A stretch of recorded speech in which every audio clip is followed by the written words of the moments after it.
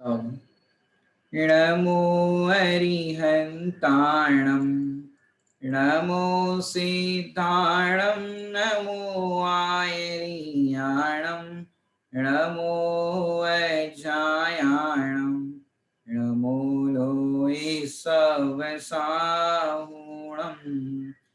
सतीर्थ वीर प्रभु का जग में प्रवर्ते निज तत्व बोध पाकर सब लोक हर्षे दुर्भावना न आवे मन में कदापि निर्विघ्न निर्विकारी आराधना प्रवर्ते। आज एक नई रचना पर हम स्वाध्याय प्रारंभ कर रहे हैं, जिस रचना का नाम है सच्चा जैन। जो रचना बाल ब्रह्मचारी रविंद्र जी आत्मन जी द्वारा रचित ये बहुत ही सुंदर रचना है, जिसके अंदर वास्तव में हम जैन है कि नहीं है इस बात पर चर्चा होगी। तो आइए हम देखते हैं सच्चा जैन, बड़े पंडित साहब की ये रचना है। सच्चा जैन नाम सुनकर के हमको लगता है कि भैया झूठा जैन भी कोई होता होगा। यहाँ पर कह रहे हो आप सच्चा जैन, इसका अर्थ कोई झूठा जैन भी होता होगा। तो भैया सच्चा जैन वास्तव में किसे कहते हैं वो आप समझिए। अब झूठा होता होगा या झूठे है ये तो आप खुद ही निर्णय करना, लेकिन सच्चा क्या होता है उसको अपन देखते हैं। सच्चा जैन माने बड़े पंडित साहब की एक एक रचनाओं के अंदर अध्यात्म रस भरा हुआ है। यहाँ पर भी जो जैन की परिभाषा है उसको भी अपन देखेंगे। अब सबसे पहले मैं आपको ये जैन की परिभाषा बताऊं। यहाँ पर अपन पहले जो सच्चा जैन की जो दो पंक्तियां है उसको अपन पढ़ते हैं।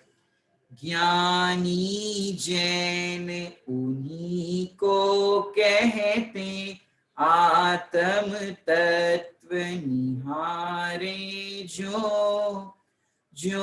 का त्यों जाने तत्वों को ज्ञायक में चित धारे जो।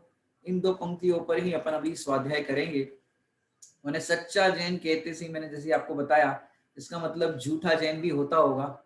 माने एक होते हैं बाय बर्थ जैन, माने जैन कम्युनिटी के अंदर जिसने जन्म लिया उसको भी जैन कहते हैं। तो यहाँ पर उसकी चर्चा नहीं चलने वाली कि जैन कम्युनिटी में आपने जन्म लिया तो आप जैन कहे जाते हो, उसकी बात नहीं चलने वाली।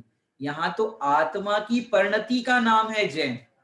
गोपाल दास जी बरिया जी जो हुए हैं उन्होंने जैन की परिभाषा लिखी जो आप सबने पढ़ी होगी, जैन सिद्धांत प्रविष्टिका में प्रसिद्ध है और आपके भाग के अंदर भी ये बात आती है कि जैन किसे कहते हैं कि जो जिनकी आज्ञा माने सो जैन।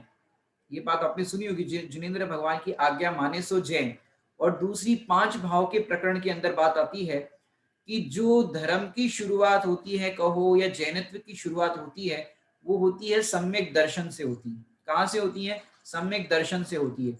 अब यहाँ पर पहली लाइन अपन ने पढ़ी, ज्ञानी जैन उन्हीं को कहते, माने लोग किसे कहते हैं जैन, ये बात यहाँ पर नहीं लिखी। माने ज्ञानी किसे कहते हैं, ज्ञानी जैन उन्हीं को कहते।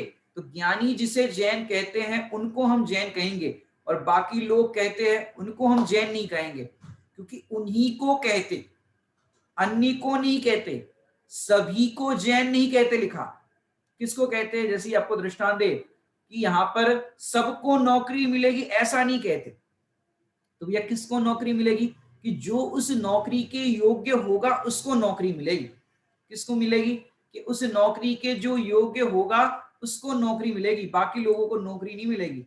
ऐसे ही यहाँ पर हम जैन किसको कहेंगे? कि जो जैन की इस परिभाषा के दायरे में आता होगा उसको जैन कहेंगे। किसको कहेंगे?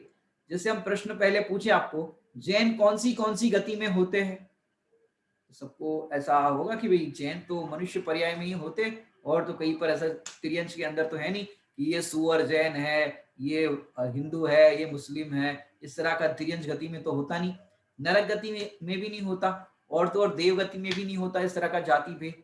तो भैया ये तो मनुष्य के अंदर ही होंगे जैन। तो भैया यहाँ पर कह रहे हैं कि जैन कौन सी गति में होते हैं? तो आप तो कह रहे हो कि भाई मनुष्य गति में होते, के लिए नहीं, मनुष्य गति में नहीं, जैन होते हैं चारों गतियों में। ये कैसे चारों गतियों में? क्योंकि यहाँ पर परिभाषा देखो, ज्ञानी जैन उन्हीं को कहते, किसको कहते? आत्म तत्व निहारे जो, कि जो आत्मा के दर्शन करता है उसको ज्ञानी जैन कहते हैं। पहले तो कौन कहते हैं? ज्ञानी कहते हैं। क्या कहते हैं? जैन कहते हैं। उन्हीं को, किसको कहते हैं? उन्हीं को कहते हैं। अब उन्हीं को माने किसको कहते हैं? कि जो आत्म तत्व को निहारता है उसको ज्ञानी जैन कहते हैं। अब आत्म तत्व को निहारने वाले कौन कौन सी गति में होते हैं? कि भैया आत्म तत्व को निहारने वाले तो नरक में भी होते हैं, त्रियंच में भी होते हैं, मनुष्य में भी होते हैं, देव में भी होते हैं। तो इस परिभाषा से देखा जाए तो ज्ञानी जैन अर्थात ज्ञानी कहो, जैन कहो, वो कहां पर होते हैं? कि वो तो चारों गतियों के अंदर होते हैं। मैंने ये नहीं कहा जैन कुल में जन्मे सो जैन, जन्म लेने मात्र से कोई जैन नहीं बन जाता। क्योंकि तीर्थंकरों के कुल की बात करें तो तीर्थंकरों में क्षत्रिय के कुल में भी जन्मे हैं। अब उसमें देखो तो ब्राह्मण कुल में भी जन्मे और कई सिद्ध भगवान हो गए। माने हमको ये अहंकार हो जाता है हम जैन हैं, हम जैन हैं। अरे भैया जैन है तो ऐसा कोई जैन के ऊपर स्टैंप नहीं लगा हुआ है कि जैन है तो आपका कल्याण हो जाएगा, आपका मोक्ष हो जाएगा। जो आत्म तत्व को निहारेगा वो कल्याण की प्राप्ति उसको होगी, अर्थात वो ज्ञानी होगा और उसी को जैन कहा जाएगा। बाकी अब जैन कुल में जन्मे हो, भले ही नेम प्लेट के ऊपर नाम लिख दो जैन साहब, लेकिन जैन साहब नहीं हो सकते आप। मैंने सर्वज्ञ भगवान से लेकर चौथे गुणस्थानवर्ती ज्ञानी उसको कहते हैं जैन। और 14वें गुणस्थान में कहते हैं कि नहीं कहते? कि वहां तो सिद्ध भगवान है। सिद्ध भगवान को कहते हैं कि नहीं कहते? कि सिद्ध भगवान तो उसके फल को प्राप्त हो गए, ज्ञान स्वरूप अपने आप को अनुभव कर रहे थे वो। और 13वें गुणस्थान वाले अरहंत परमात्मा है। अपन किसको कहते हैं? कि जो आत्म तत्व को निहारता है उसको जैन कहते हैं। माने जिसको प्रवचन सार जी की 80 नंबर की गाथा से कहे, जो पश्यति अपाणम, कि जो अपने को आत्मा देखते हैं। कैसा देखते हैं? कि जैसे अरहंत परमात्मा है, जैसे अरहंत परमात्मा के द्रव्य गुण पर्याय से, उनके द्रव्य गुण पर्याय, उनका द्रव्य जीव द्रव्य, मैं भी जीव द्रव्य, उनके अनंत गुण, मेरे भी अनंत गुण, उनके भी अनंत गुणों की निर्मल पर्याय, मेरी भी निर्मल हो रही है, लेकिन मैं अनुभव क्या कर रहा हूं? देह रूप अनुभव कर रहा हूं। तो वो पर्याय भी मलिन कही जाती है, लेकिन मेरे में और उनमें कोई अंतर नहीं। अब दूसरा शब्द देखते हैं, समझ में ये बात? ज्ञानी जैन उन्हीं को कहते, किसको कहते? कि आत्म तत्व निहारे। अब निहारे का अर्थ करते हैं, निहारे माने जैसे तीर्थंकर बालक होता है उसको जो शची इंद्राणी होती है माता, माने सौधर में इंद्र की जो इंद्राणी होती है शची इंद्राणी, वो बाल तीर्थंकर को कैसे निहारती है? माने उसके नेत्रों को इतने तृप्त हो जाते उस बाल तीर्थंकर को देख करके, लेकिन सौधर में इंद्र तो देख करके इतना अंदर में उसके परिणाम ऐसे होते हैं, 1008 नेत्र करके सौधर में इंद्र निहारता है। कैसे निहारता होगा? ऐसे निहारे। ज्ञानी जैन उन्हीं को कहते आत्म तत्व निहारे। जो निहारे माने कैसे निहारे?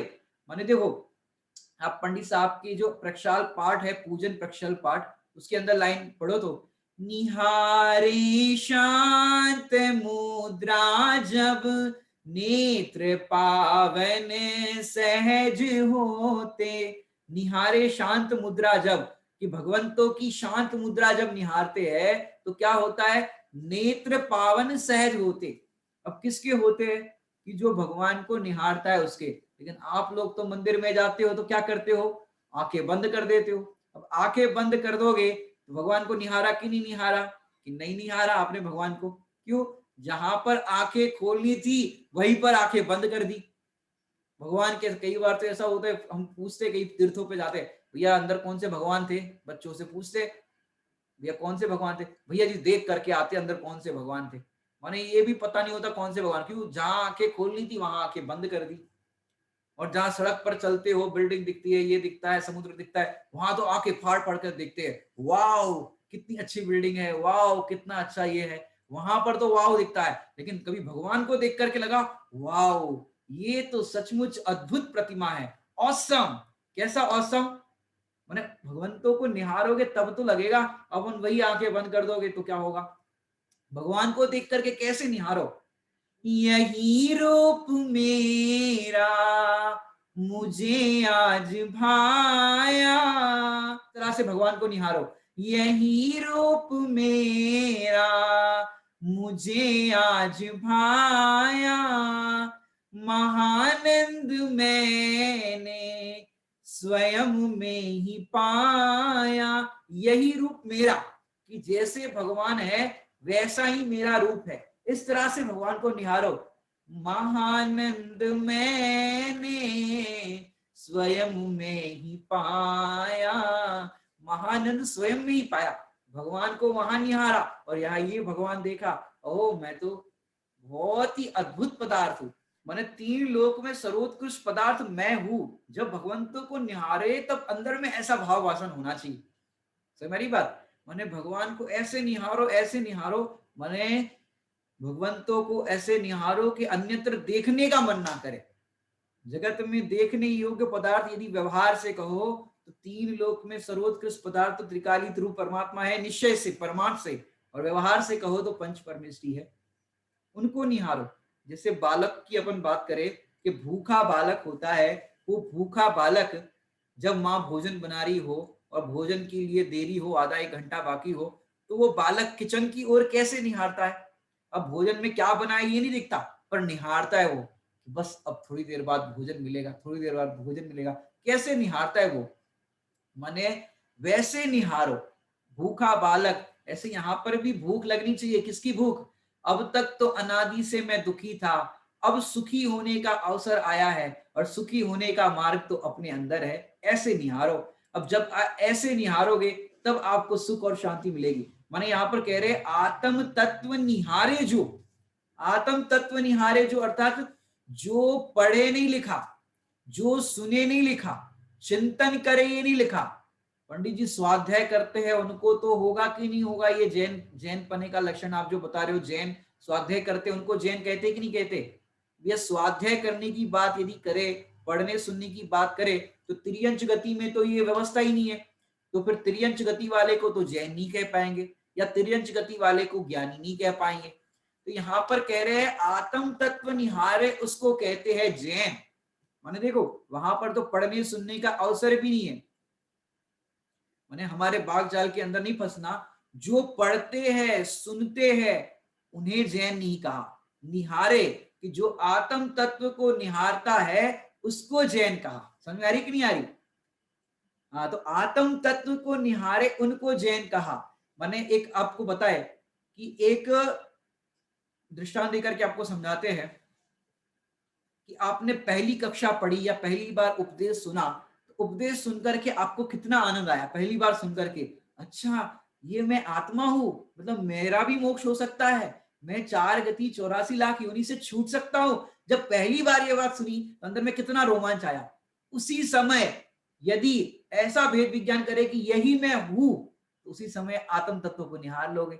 और बार बार सुनने पर क्या होता है, हाँ ठीक है आत्मा है, आत्मा है, अरे हु, इस तरह से अंदर में भाव भाषण हो तब निहारना होता है।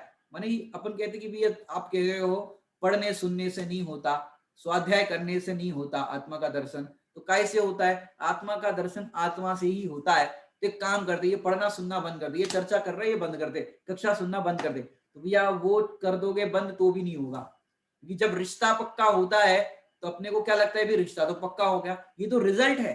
लेकिन पहले चर्चा होती है, आपस में बातचीत होती है, और इसके बाद रिजल्ट आता है कि रिश्ता पक्का हुआ। जैसे शादी का निमंत्रण कार्ड लेकर के आप लोग जाते हो तो कई लोग कहते हैं भी अचानक कब पक्की हो गई, कैसे हो गई अचानक? ये अचानक नहीं हुई, काफी दिनों से बात चल रही थी, सब तरह की बातें होती रहती है, यहाँ उन्होंने अपने रिश्तेदार से पूछा, वहां उन्होंने अपने रिश्तेदार से पूछा, तब जाकर के निर्णय पर पहुंचे कि हाँ भैया बात पक्की, फाइनल बात। ये फाइनल बात जो बात आई, ऐसे निहारे, फाइनल बात है निहारने वाली।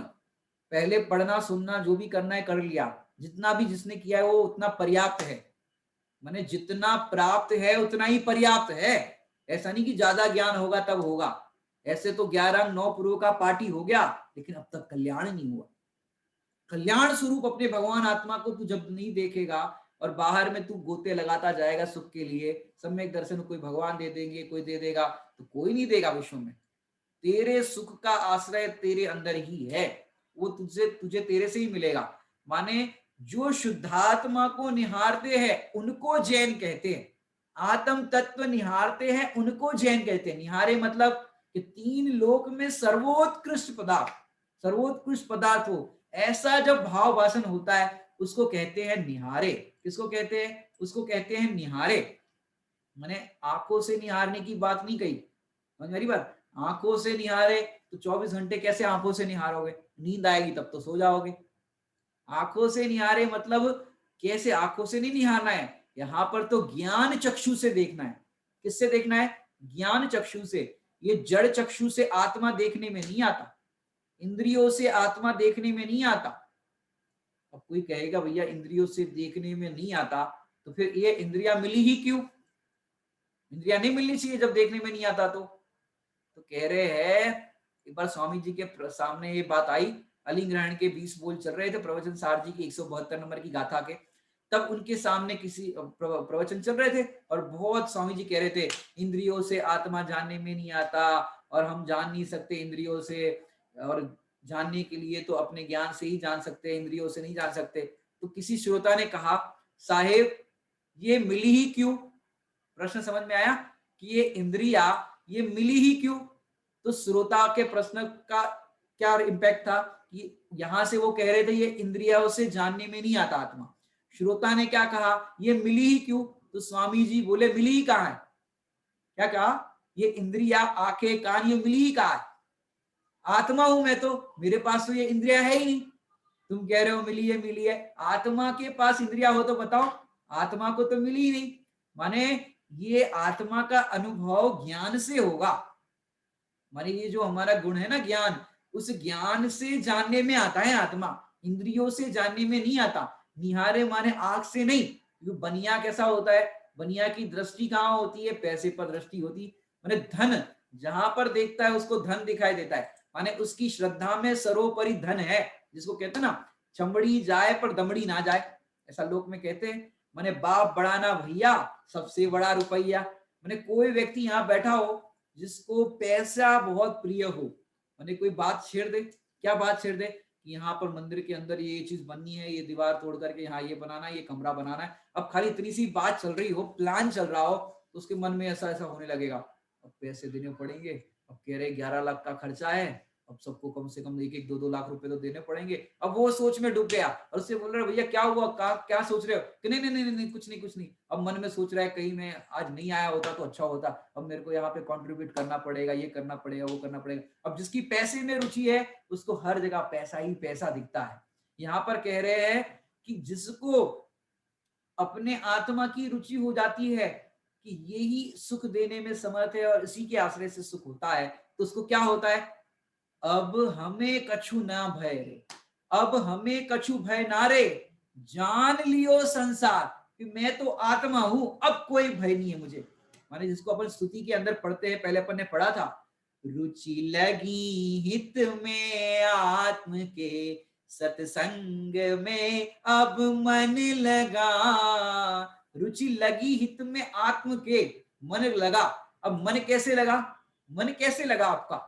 माने तीन लोक में सर्वोत्कृष्ट पदार्थ मैं ही हूं, ऐसा सुनकर के नाचना चाहिए। क्यों? मेरे सुख का सागर तो मेरे अंदर ही भरा है और अब तक मैं दुख के सागर में गोते लगा रहा था। पत्नी मुझे सुख दे दे, बच्चे मुझे सुख दे दे, दुकान मुझे सुख दे दे, पैसा मुझे सुख दे दे। वो कह रहे हम देने में समर्थ नहीं, हम देने में समर्थ नहीं। तेरे सुख का आश्रय तो तेरे अंदर है।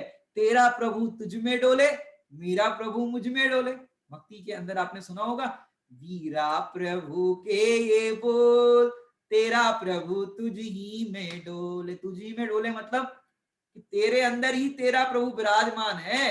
अब तक तूने अपने प्रभु को, अपने सुख को बाहर खोजा, पर में जो ढूंढा न भगवान पाया, संसार को ही है तूने बढ़ाया, अंतर का कोना टटोल। क्या कह रहे? अंतर का कोना टटोल, तेरा प्रभु तुझ ही में डोले। तेरा प्रभु तुझ ही में डोले अर्थात मेरा प्रभु मुझ में डोले और तेरा प्रभु तुझ में डोले। प्रत्येक का प्रभु अपने अपने में डोले। बड़े पंडित साहब बोले डोले मत बोलो, अब लिखने वाले कवि ने लिख दिया डोले, कोई बात नहीं, डोलना तो संसार में होता है, तेरा प्रभु तुझमें ही विराजे, थोड़ा सा और अच्छा शब्द बोलो, तेरा प्रभु तुझमें ही विराजे, विराज रहा है। जैसे जिन मंदिर के अंदर ये जिनेंद्र भगवान विराजते हैं, ऐसे इस तन मंदिर के अंदर चेतन परमात्मा विराजते हैं। जब तुम्हें ऐसा लगेगा कि ओह ये मैं तो परमात्मा हूं, तब तुम्हें अपने आत्मा की महिमा आएगी। मैंने सर्वोत्कृष्ट पदार्थ मैं हूं। जब प्रवचन सुनने जाओ तो लगना चाहिए आज तो हमारी प्रशंसा होने वाली है। हम अपने बाबूजी युगल जी साहब कहते थे कि समोसरण किसके लिए रचा, कि समोसरण तो हमारे लिए रचा गया है। क्यों? हमारा प्रशंसा पत्र वाचने के लिए सौधर में इंद्र ने तीर्थंकर परमात्मा का समोसरण लगाया और उसके अंदर हमारी प्रशंसा हुई। कि भगवान को समोसरण की कोई जरूरत नहीं थी, ये तो हमारी प्रशंसा के लिए, हमारी महिमा के लिए, कि हमारा कल्याण हो, इसके लिए ये समोसरण लगाए। माने जब ऐसा लगेगा कि विश्व का महिमाशाली पदार्थ मैं हूं, अनादि काल से मैंने अपने आप को पहचाना नहीं, अनादि से अपने आप को दीनहीन पामर अनुभव किया। कैसा अनुभव किया? कैसा अपने आप को अनुभव किया?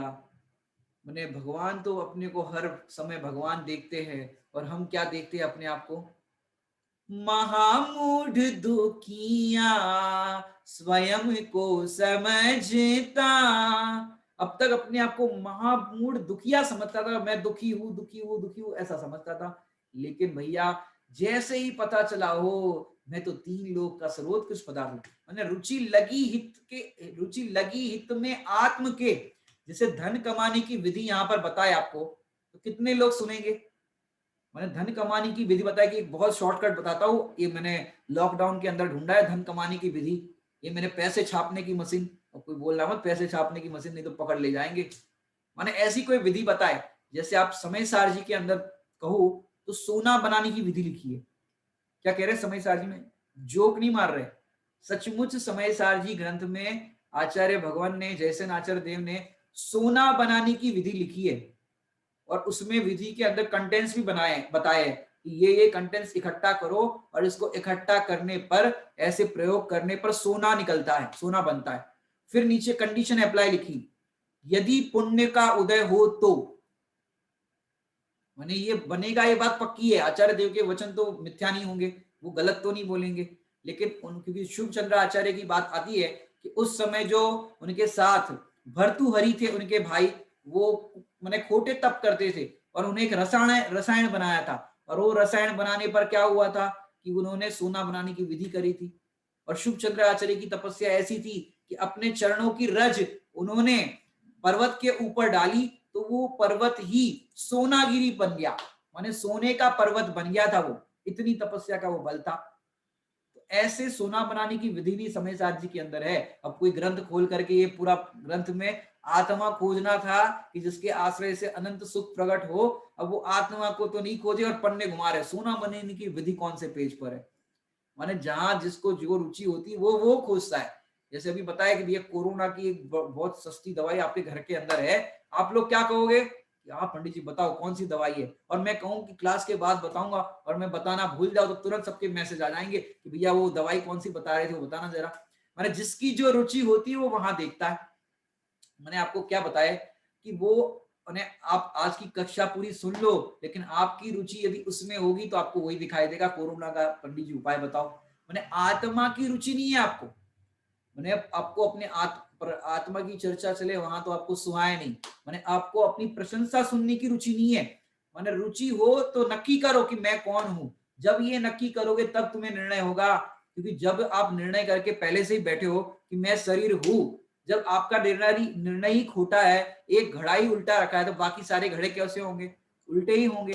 तो एक बार निर्णय करो मैं कौन हूं, जब आप निर्णय करोगे तब आपको पता चलेगा कि मैं कौन हूं, उसका उत्तर मिलेगा। मैंने कक्षा में हम किसी का नाम ले, किसी का भी नाम ले हम कक्षा में, तो क्या होगा कि कक्षा में नाम लेने पर आपको लगेगा पंडित जी ने मेरा नाम लिया, मेरा नाम लिया। कभी हम आपको कहीं पर मिलेंगे, 20 साल बाद मिले, 50 साल बाद मिले, हम बूढ़े हो गए, और फिर आपको पंडित जी मुझे पहचाना, वो अपने सच्चा चयन की कक्षा लगाई थी, उसमें हम थे, आपने मेरा नाम लिया था। अरे भैया तुम्हें ये नाम तो याद रहा कि मेरा नाम लिया था, लेकिन तुम्हारे को आत्मा बताया था वो याद नहीं रहा तुम्हें। समझ मेरी बात? तो ऐसा तो याद रहता है लेकिन ये याद नहीं रहता। मैंने आत्मा सुनते ही दुनिया के अंदर अगर कहीं पर बात करें, ये बात की क्या चल रही है, निहारे, आत्म तत्व निहारे, इस पॉइंट पर चर्चा चल रही है। मैंने आत्मा सुनते ही दुनिया में जो आध्यात्मिक चर्चा चलती है आत्मा के नाम पर, लोगों को तो लगता है भैया आत्मा मतलब ऊपरी आत्मा, मैंने आत्मा मतलब सोल ये दिखाई नहीं देता, मैंने तीन लोग में सर्वोत्कृष्ट पदार्थ ये नहीं दिखाई देता। आत्मा मतलब कोई ऊपरी आत्मा की बात चल रही है। मैंने डरते हैं आत्मा के नाम से, भूत प्रेत समझते हैं, लेकिन भैया ये भूत भी कैसा है, ये भूत भी सदा काल विद्यमान है। भूत माने होना, सदा काल है। तुम है की हकार लगाओ ना, मैं हूं। मैंने आत्मा के नाम पर लगता है भैया आचार्य उमा स्वामी, कुंद कुंद स्वामी, ये जो भगवान हुए, तीर्थंकर हुए, वो आत्मा थे और वो परमात्मा बने। हम तो भैया लड़का है, हम तो लड़की है, पुरुष है, स्त्री है। अरे अपने आप को पुरुष स्त्री मत देखो। जैसे देखो, हम आपके घर भोजन करने के लिए आए और आपने घर पे बढ़िया खीर बनाई हो, तो खीर हम खाए, आपने भोजन करने के लिए दी, और हम खीर खाने के बाद कहे आज तो खीर बहुत बढ़िया टेस्टी बनाई। अब आपको ये शब्द आपने सुना, ये कब तक याद रहेगा? ये पूरे लाइफ टाइम के लिए आपके मन मस्तिष्क के अंदर फीड हो गया। पंडित जी एक बार हमारे यहाँ आए थे, खीर खिलाई थी, और पंडित जी ने कहा आज खीर बहुत बढ़िया बनी। समझी बात? ऐसे ये शब्द आपको अंदर में बैठ जाना चाहिए, मैं आत्मा हूं, मैं आत्मा हूं। ये शरीर दिखाई दे रहा है वो मैं नहीं हूं, मैं आत्मा हूं, ऐसा अंदर में विश्वास जगना चाहिए।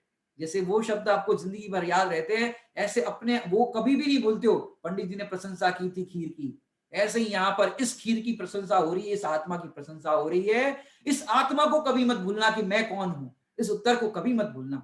तो क्या बात चल रही है कि भैया जिसको जिसकी रुचि होती है उसको वही वो दिखता है। एक लाइन आती है, जिसको जिसकी रुचि होती है उसको वो ही वो दिखता। आत्म तत्व निहारे जो। अब कोई कहे भैया क्यों निहारे, क्यों निहारे? भैया दी बेस्ट है इसलिए निहारो। ये आत्मा विश्व में दी बेस्ट है, इसलिए इस आत्मा को निहारो। जैसे पेंटिंग की प्रदर्शनी हो, पेंटिंग का एग्जीबिशन हो, उस एग्जीबिशन के अंदर आपकी बेटी ने बहुत सुंदर पेंटिंग बनाई हो और पेंटिंग के अंदर उसका फर्स्ट नंबर आया हो, और वो पेंटिंग के अंदर सब लोग बहुत लोग उसको देखने के लिए आए हो, सब और भी तस्वीरों को देख रहे हो, लेकिन आप किसको निहारोगे? बाकी सब तस्वीरों को तो ऐसे देख करके निकल जाओगे, लेकिन जहां अपनी बेटी की तस्वीर आएगी वहां पर कैसे निहारोगे? एक एक एंगल से निहारोगे, यहाँ पर ये कलर लगाया, यहाँ पर ये कलर लगाया, यहाँ पर ये चीज की। अगर कोई देखने के लिए आए ये बहुत अच्छी ब्यूटीफुल पेंटिंग है, तो आप क्या कहोगे? मेरी बेटी ने बनाई, मेरी बेटी ने बनाई। क्यों? अपनी बेटी के साथ अटैचमेंट है, अपनापन है, तो वहां पर उसकी पेंटिंग के साथ भी अपनापन हो जाता है। ऐसी यहाँ पर ये विश्व का सर्वोत्कृष्ट पदार्थ ये आत्मा है, ये मैं हूं। जब ये आपको भाषित होगा तो आपका जो अटैचमेंट शरीर के तरफ, संयोगों के तरफ था, अब वो अटैचमेंट हट करके इस आत्म तत्व के साथ जुड़ जाएगा। अपनी महिमा तो लाओ। जैसे उस प्रदर्शनी के अंदर आप पेंटिंग को निहारते हो, ऐसे अपने आप को एक बार निहारो। दर्पण में तो माता बहनें अपने आप को बहुत निहारती रहती, जब बाथरूम से नहा करके आती है और नहाने के बाद ड्रेसिंग टेबल पर सब ये इयररिंग्स वगैरह लगाते हैं, सब चीजें लगाते हैं, चेहरे को ये सब लगाते हैं, तब कैसे निहारते हो? ड्रेसिंग टेबल के सामने दर्पण पे कैसे निकालते हो कि आज तो मैं बढ़िया सुंदर लग रही हूँ, आज तो ब्यूटी पार्लर जाके आए, आज तो मैंने ये कराया वो कराया, ये सब पूरा लीपा पोती करते हैं, ये सब कराया मैंने। अब वो चेहरे को निहारते हो आप दर्पण के सामने, तो कैसे निहारो? दर्पण के सामने निहारो तो कैसे निहारो? बताया आपको कैसे निहारना। वहां पर एक अपने रवि भैया जी है, हमारे ब्रह्मचारी भैया जी, वो एक सुंदर भजन गाते हैं इसके अंदर दर्पण के लिए। लेकर के हाथ दर्पण तूने जिसे निहारा, नहीं रूप वो हमारा।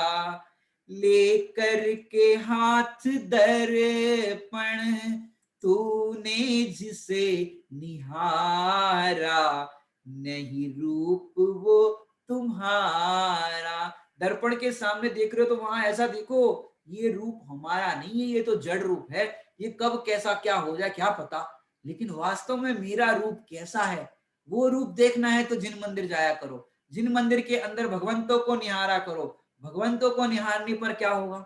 भगवंतों को निहारने पर अपना रूप समझ में आएगा कि जो अपने चिद्रूप को देखते हैं उनका रूप कैसा होता है। माने देखो, जिसको अपने रूप पर घमंड होता है कि मैं बहुत सुंदर हूं, तो रूप पर अहंकार होता है कि मेरा रूप सुंदर है, उसको तो कुरूपता मिलती है। और जिसको चिद्रूप की महिमा आती है, जब तक मुक्ति नहीं होती तब तक बाहर में शरीर भी सुंदर मिलता रहता है। सुन मेरी बात। अगर इस सुंदर शरीर को देख करके भी अंदर में परिणाम हो कि मैं बहुत सुंदर हूं, तो कुरूप मिलेगा, गर्म बंद ऐसा हो जाएगा। और जिसको अपने चैतन्य रूप की महिमा आती है, वो रूप भी कैसा होता है। माने आप देखो, जिन मंदिर में जाते हो तो वहां पर रूप को देखते हो कि नहीं देखते? इसमें आपको दृष्टांत देकर के समझाओ।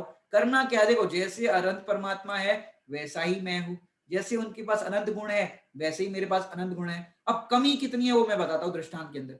जैसे आजकल आप लोग बर्तन मांजते हो तो कैसे मांजते हो बर्तन? अब आजकल तो कैसे बर्तन मांजते हो, विम बार और फलाने बार क्या क्या चीजें आ गई है, आप लोग उससे बर्तन मांजते हो। पुराने जमानों में राख से बर्तन मांजते थे, हम लोग भी राख से ही बर्तन मांजते हैं अभी।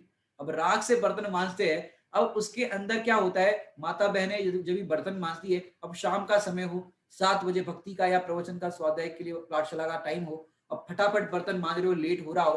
अब क्या होता है, सबके लट होती ना बालों की, वो अब चेहरे पे ऐसे लट आ गई। अब बर्तन मांज रहे तो दोनों हाथ राख वाले काले हो गए राख के कारण। अब लट यहाँ पर आ गई तो जल्दी जल्दी में ऐसे हाथ कर लिया। कैसे कर दिया? ऐसे हाथ कर लिया। अब फिर बर्तन मांज रहे और फटाफट हाथ धो करके बर्तन रख करके मंदिर की ओर चले गए। अब मंदिर में गए और वहां पर भगवान के दर्शन कर रहे थे। अब दर्शन करते समय वहां पर दर्पण होता है, परिक्रमा करते वहां पर कांच का मंदिर हो, दर्पण होता है। अब जैसे ही आपने देखा यहाँ पर काला काला निशान, तो क्या करते हो? दर्पण के अंदर किया चेक। अब दर्पण में पहुंचते हो, क्या करते हो? दर्पण में किया चेक और यहां पर करते हो करेक्ट। ऐसे ही भगवंतों को निहारो तो वहां पर निहारो और करो चेक। और यहां पर जो कमी दिख रही है, मैंने चेहरे की बात नहीं करी, पर्याय के अंदर राग द्वेष मोह कषाय परिणाम दिख रहे हैं, तो वहां करो चेक। भैया भगवान के अंदर तो क्रोध मान माया लोभ कुछ भी नहीं है, वो तो इन विकारों से भिन्न है। अब भगवंतों को निहार करके यहाँ पर क्या करो? Check and correct. यहाँ पर करेक्ट कर दो, हम भी पर्याय में परमात्मा बन जाएंगे। जब जब आप अपने आप को चेक नहीं करते तब तक दुखी होते हो, चेक एंड करेक्ट करने वाले सुखी हो जाते हैं। तो क्या अर्थ चल रहा है? विश्व का सर्वोत्कृष्ट पदार्थ मैं ही हूं। माने आप लोग देखो, सेल्फी लेते हो ना, सेल्फी, ये सेल्फी ऐसे मत लिया करो। ऐसी सेल्फी लो कि उसके अंदर मेरा फोटो ही नहीं आए। बताओ, मोबाइल के अंदर मेरा फोटो आ सकता है कि नहीं आ सकता? कितने हजार का मोबाइल, कितने लाख का मोबाइल होगा जिसमें मेरा फोटो आएगा? बताओ, आपके फोन के अंदर मेरा फोटो नहीं आ सकता। एक हमारे गुजराती पंडित जी आगरा में गए और वहां आगरा में जब ताजमहल के पास जाते हो ना, तो सब फोटो वाले आ जाते, भैया आपका फोटो खिंचवा दे। पति पत्नी हो तो भैया आपको फोटो खिंचवा दे। पंडित जी धोती वाले, पंडित जी आपको फोटो खिंचवा दे।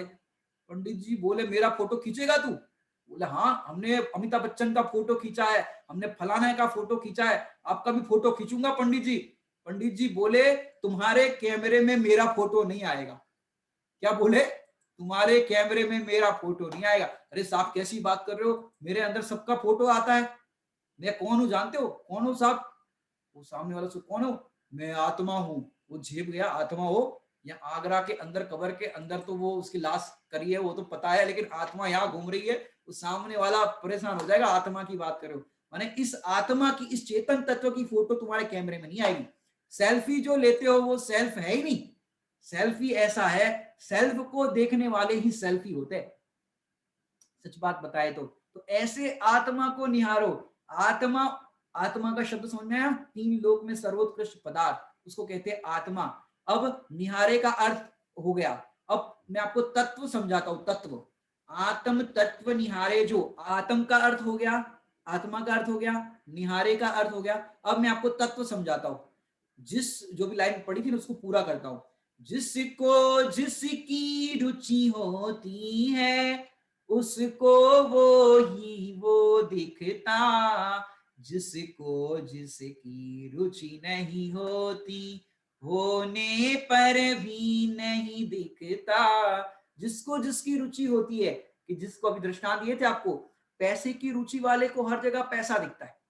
समझ मेरी बात? कैसे दिखता है? कि जैसे आप लोग कहीं पर खड़े हो और आपने सोचा हमको ये जगह पे जाना है, अब वहां के लिए बस नहीं मिल रही हो और वहां पर कोई साधर्मी जा रहा हो और साधर्मी ने आपको देखा, भैया कहाँ जा रहे हो, उन्होंने कहा हमको यहाँ जाना है, अरे बोले हम भी वही जा रहे हैं। अब गाड़ी में बैठने से पहले जो ठंडी सांस निकलती है ना, अच्छा चलो पैसे बच गए, अपने 100 रुपए बच गए, तो अंदर में जो लगता है, पैसे की रुचि वाले को वहां पैसा दिखता है। माने घर के अंदर निर्माण कार्य हो रहा हो, ईट चूना पत्थर सीमेंट वगैरह कर रहे हो, अब एक ईट टूट जाए, गिर करके पास कर रहा हूँ मजदूर, टूट जाए, अब ईट टूटी हुई तो काम आएगी नहीं, टूट जाए, वहां ईट गिरती है, यहाँ पर लगता है 25 रुपए का नुकसान हो गया। माने ईट के अंदर भी उसको 25 रुपए दिखते। माने जिसको जिसकी रुचि होती है उसको वही वो दिखता। ऐसे जिसको इस आत्म तत्व की रुचि लगती है, उसको हर क्रिया के अंदर, प्रवचन के अंदर, स्वाध्याय के अंदर, दान के अंदर, हर हर अनुष्ठान के अंदर आत्मा ही आत्मा दिखता है, क्योंकि उसको आत्मा की रुचि है। और जिसको जिसकी रुचि नहीं होती, होने पर भी नहीं दिखता। कि जिसको जिसकी रुचि नहीं होती, मतलब अभी आपसे पूछे कि भैया यहाँ पर वो फिश मार्केट कहाँ है, या हमें नहीं मालूम फिश मार्केट कहाँ है, क्योंकि आपकी रुचि ही नहीं है, आपको वो उससे कुछ लेना देना ही नहीं है, तो आपको वो पता नहीं। अभी हम कुछ दिन पहले अपने साधर्मी के साथ खड़े थे और किसी ने पूछा भैया ये फिश मार्केट कहाँ पड़ता है, हमने तो बोला भाई हमें नहीं मालूम। हमारे साथ साधर्मी थे, बोले भैया चौराहे पे जाके पूछ लो। हमने बोला ये भी मत बोलो चौराहे पे जाके पूछ लो, अपन काय के लिए पाप का रास्ता बताए। अगर कोई पूछे भैया जिन मंदिर कहाँ पर है, जैन मंदिर कहाँ है, हम बोलेंगे आ जाओ साहब इस तरफ जैन मंदिर, आ जाओ बताओ जैन मंदिर, भगवंतों के दर्शन करो। मंदिर का रास्ता पूछे तो बताएंगे, पंडित जी से मोक्ष मार्ग का रास्ता पूछे तो बताएंगे ये मोक्ष मार्ग का रास्ता है, सम्यक दर्शन ज्ञान चरित्राणी मोक्ष मार्ग, ये हम बता सकते हैं। लेकिन कोई पाप का मार्ग बताए तो हम वो नहीं बता सकते। तो आत्म तत्व निहारे जो, आत्म तत्व ही सर्वोत्कृष्ट है, क्योंकि यहाँ पर भगवान को निहारते रहो। ये अनंत सिद्ध भगवान भी माने देखो, अब कोई कहे कि भगवान को निहारते रहे, आपने कहा आत्म तत्व निहारे जो, तो हम भगवान को निहारते रहे तो अपना काम होगा कि नहीं होगा, कि भैया भगवान को निहारते रहो। अरे अनंत सिद्ध भगवान यदि पृथ्वी तल पर आ जाए, तुम उनकी महिमा करो, उनकी अर्चना करो, पूजा करो, तो भी तुम्हें वो सम्यक दर्शन नहीं दे सकते। लेकिन तुम क्षण मात्र में अपने आत्मा का अनुभव करके सम्यक दर्शन ज्ञान चरित्र को प्राप्त कर सकते हो, मोक्ष को प्राप्त कर सकते हो, अनंत सुख को प्राप्त कर सकते हो। ऐसी सामर्थ्य तुम्हारे अंदर है। मैंने कैसी सामर्थ्य, ऐसी सामर्थ्य तुम्हारे अंदर है। अब आत्मा कैसा है, कि आत्मा अप्रभावी है, इसलिए सर्वोत्कृष्ट है। कैसा है आत्मा, अप्रभावी। अप्रभावी मतलब किसी का प्रभाव इस आत्मा में नहीं पड़ता, चाहे जैसा पाप का उदय आ जाए, चाहे जैसा कर्म का उदय आ जाए, लेकिन इस आत्मा के ऊपर किसी भी तरह का प्रभाव नहीं पड़ता। मैंने अपने गेम जोन के अंदर वो डैशिंग कार देखी है, टक्कर गाड़ी, एक दूसरे की कार को टक्कर लगाना, ये गेम जोन के अंदर अगर आपने देखा हो तो वहां पर ऐसा होता है गेम जोन के अंदर। अब एक गाड़ी दूसरे गाड़ी को टक्कर लगा रही, लेकिन कुछ हो रहा है आपको, नहीं हो रहा। क्यों नहीं हो रहा, क्योंकि कितनी ही टक्कर लगाए, देखो ऐसे मैं कैसा हूं, कि मैं तो ऐसा हूं, मैंने ऐसे समझो एक जेट प्लेन, ऐसा जेट प्लेन मैंने इस ऐसे जेट प्लेन के अंदर बैठा हूं जहां कितने ही फाइटर प्लेन आकर के टकराए, लेकिन मेरे को एक भी स्क्रैच नहीं आया। कैसे नहीं आया, जैसे मैं अपने स्व द्रव्य स्व क्षेत्र स्व काल के अंदर रहता हूँ, स्व चतुष्टय में रहता हूँ। अब चाहे जैसा पाप का उदय आ जाए, कर्म का उदय आ जाए, लेकिन मेरे को स्क्रैच नहीं आया, मेरे को किसी भी तरह की आंच नहीं आई। क्यों नहीं आई, क्योंकि मैं अप्रभावी हूं। ये कर्म का प्रभाव, ये पाप के उदय का प्रभाव मेरे में नहीं पड़ता, मैं उसके कारण दुखी सुखी नहीं होता। इसलिए आत्मा कैसा है, अप्रभावी है, इसलिए सर्वोत्कृष्ट है। मैंने जिस पर किसी का असर नहीं पड़ता, अनंत कर्म गुजर गए लेकिन मेरा कुछ नहीं बिगाड़ पाए। मैंने सम्यक दर्शन ले लू, इतनी ताकत अभी है, मैंने सम्यक दर्शन को प्राप्त कर लू, इतनी ताकत अभी है, मैंने कोई बिगाड़ सुधार मेरा कर ही नहीं सकता। इसलिए क्या हुआ, इसलिए किसी का भय भी नहीं, कोई बिगाड़ सुधार मेरा कर सकता नहीं है, इसलिए कोई भय नहीं है। ऐसे मैं आत्मा हूं, ऐसा जब स्वीकार करते हैं, ऐसा जब निर्णय करते हैं, तब होता है आत्मा को निहारना। अब दो पंक्तियों को अपन दोहरा देते हैं, फिर अगली चर्चा अपन बाद में करेंगे। ज्ञानी जैन उन्हीं को कहते, आत्म तत्व निहारे जो, जो का त्यों जाने तत्वों को, ज्ञायक में चित धारे जो। अपन ने अभी सिर्फ 2 लाइन का अर्थ किया है, आत्म तत्व निहारे जो। अब तत्व का अर्थ भी हम करेंगे, क्योंकि इसका अर्थ अभी हमने पूरा खोला नहीं है, ये अपन अगली कक्षा में देखेंगे। अभी का समय यहाँ पर हो गया है। ओम नमः सिद्धेभ्यो।